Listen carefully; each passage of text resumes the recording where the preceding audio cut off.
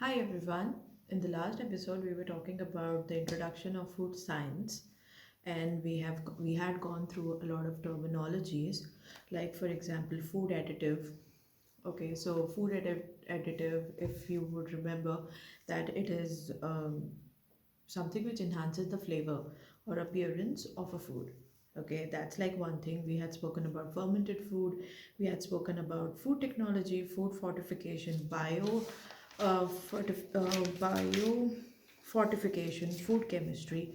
One of which is very important, that is functional food. Okay, functional food is something which contributes to one action. The last time, one action on your body. Okay, the last time when we had this conversation, I had asked you to comment about any one food which you think as a functional food. Okay, few of them had messaged me over messages, but then had not commented, so I would not consider that. So kindly message me on the comment section. What do you think is a functional food? Okay, so now we come to the next part of understanding food, which is functions of food. Okay, so broadly, there are four functions which can be classified, which can be mentioned properly. There are four functions what a food can do in your body. Okay, first is energy yielding. Okay, so in this group, with food in this function rather, we would be talking about carbohydrate, protein, and fat. So everyone by now is fully aware about what is carbohydrate, protein, and fat. So I'll just first tell you that 1 gram of carbohydrate provides you 4 calories of energy. Okay, protein also provides the same amount of energy, that is 1 gram is equal to 4 calories of energy. Okay, wherein fat provides you 1 gram of fat provides you 9 calories of energy. Okay, this group of providing energy will be subdivided into two categories. Okay, one is the calories which provides you nutrition. Okay, so which includes cereal, pulses, nuts, oil seeds, roots and tubers, anything which gives you energy. Okay, the other one is pure carbohydrates like sugar, fats and oils. This comes in the second category. Okay, so we have divided this specifically. I'll give you the reason why. So when we talk about the cereals, you would understand from cereals you would be getting large amount of protein, minerals, vitamins in the diet. When we prescribe when we prescribe carbohydrates or a type of carbohydrate in diet, it will give you xyz amount of calories. With The calories are made up of protein, carbohydrates, vitamins, minerals, etc. So that is why it is added in the diet. Okay, when we give pulses gives you protein and B complex, vitamins. Nuts and oilseeds are rich in energy, and also it does additional amount of work in your body which is needed. And also it's very good source of fats and proteins. Okay, roots and tubers are high in providing energy and also contributes with good amount of vitamins and minerals. Okay, wherein on the other hand, when we talk about only pure carbohydrates, that is sugar or oil or what do you say, fats and oils, basic just fats and oil, this provides nothing but calories. Okay, so this is called empty calories.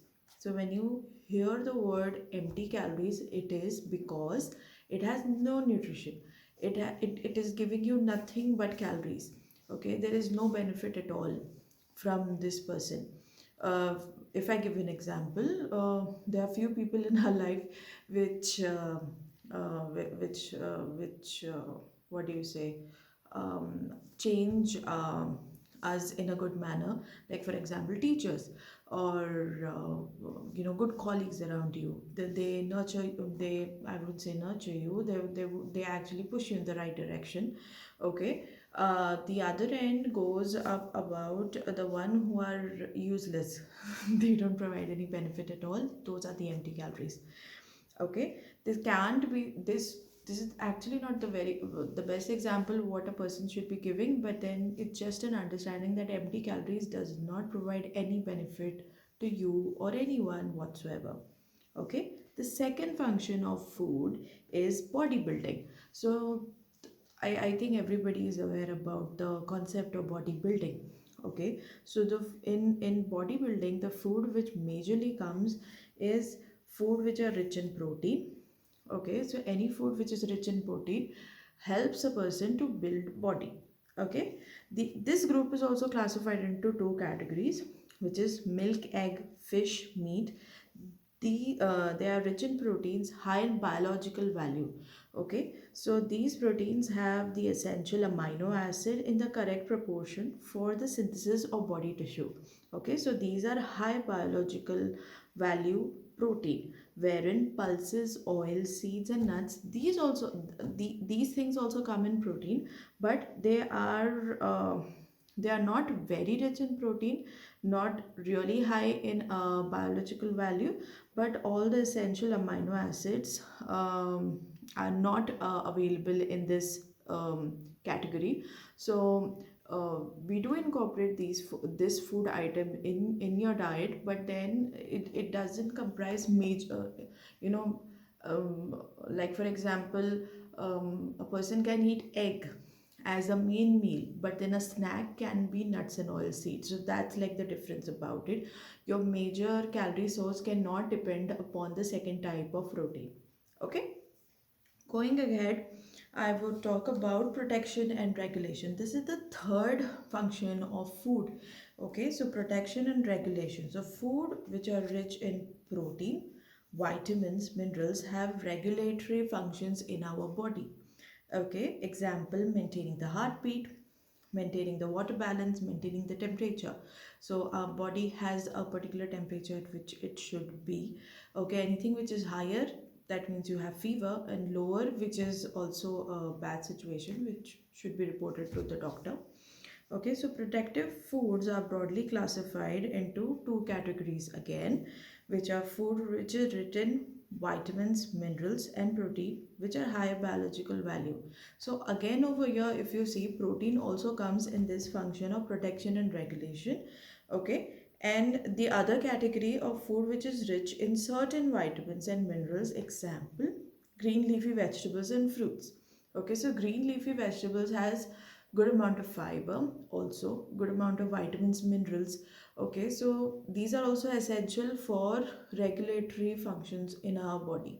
Okay, so practically speaking, everything is essential, but then it should be balanced properly in your body, so that is how you can benefit out of it. The fourth, which is a very important function, which is maintenance of health. Okay, we have been aware about the word maintenance. Okay, so maintenance is apparently for everything. Your car undergoes maintenance, even the air conditioner what you have goes under maintenance. So even your health or your body has a maintenance. So food that contains phytochemicals and antioxidants. Okay, so phytochemicals and antioxidants, I'll give you a separate section of understanding what is phytochemicals and what are antioxidants. Okay, yesterday we had spoken about phytochemicals and antioxidants. So what are phytochemicals? These are non-nutrient compound found in plant derived food that have biological activity in the body. Okay, so these are non-nutrient compounds. um, these are vitamins and minerals, okay, which provide the necessary biological activity in your body, which is called phytochemicals. And the other one is antioxidants. Antioxidants also include compounds that protect the biological system of our body, okay, which help in preventing degenerative diseases. Okay, and food plays an important role in the prevention of cancer, heart diseases, and in controlling diabetes. Okay, so for some example, we have a whole chart over here in the textbook. Okay, so you can go through this whole chart, and it's pretty self-explanatory. It has given food and what it provides. Okay, like for example, cereals and millets. which includes rice, wheat, ragi, maize, bajra, jawar, rice flakes. They contain energy, they contain protein, invisible fat. That's another term I'll be talking about. The fat which is not visible to our naked eye but is present in the food. Okay. They have a lot of vitamins also. So do go through this basic food groups, this basic categorization of food, which is on page number 3 of your Srilakshmi Food Science 7th edition. Okay, so once you understand this, it's not necessary that you by heart it. Okay, but you need to have a basic understanding that okay, milk में आपको protein मिलेगा, fat मिलेगा, okay, calcium मिलेगा. So we need to have this basic understanding. Like green vegetables would be having folic acid, calcium. Okay, so we need to have a basic understanding of what is where. It is just like being aware what's there, what is where in your kitchen, for example. So if you're aware, then you can function properly in your kitchen. It goes the same way with your nutrients or your food. Okay, going forward, we would talk about food pyramid. So now I have a question that if now since we are done with the terminology, second part of first day we had done with the terminology, which was pretty clear because we have to go ahead with the terminology also. Second thing, today we did the functions of the food. Okay, function of the food. This can come as a 10-mark answer also in your exam. So make sure that you understand that every function has two different types of categories. Okay, so you need to understand the four different types of function. First is it provides energy. Okay, what does food do? You should think okay, खाना क्या करता है? Okay, energy provide करता है. So energy provide करता है. After that, food हम और कौन सी चीज़ के लिए use करते हैं? Okay, body building. So body building second would be there. Third, और क्यों खाते हैं हम खाना? Okay, protection के लिए, protection and regulation inside our body. If you don't eat, obviously you will faint. Okay, so that is the protection and regulation. And fourth is the maintenance. तो जैसे मैंने कहा कि maintenance is important for any non-living or living thing. It's the same for your body. So हो गया आपका energy, E, B, P, M. So you can actually remember that food you can have like a rhythm to understand. E is for energy, B is for bodybuilding, P is for protection and regulation, and M is for maintenance of health. So food, the functions of food is E, B, P, M. Okay, that's a very cool way to understand. You can even have a song or a, a jingle to rhyme with EBPM. Okay, so once you understand this, we would be going ahead with food groups. So when you have this 10 mark answer, it would be really good that you describe and give examples also. So the table over here will be very beneficial. So again, you're not supposed to make write the whole table. You need to give example, at least two examples from each category. So if you see, there are four types of categories mentioned over here. So at least write two things and give the nutrients or vitamins or minerals, what does it have, so that the teacher is aware or the professor is aware that you are having a sound knowledge about functions of food. Okay, so I'll be signing off for today. I'll be coming in regularly. We need to actually finish this chapter so that you can we can go ahead further. So it's a huge chapter. We need to understand the concepts, and it would be very easy if you can sit, as I told you in the last lecture also. It would be easy if you sit with the book and understand what is written. I won't be taking or giving longer lectures over here, but then a basic understanding is important. So that's how the introduction of food science is very important, because it will help you in the further classes and the further lessons in this book.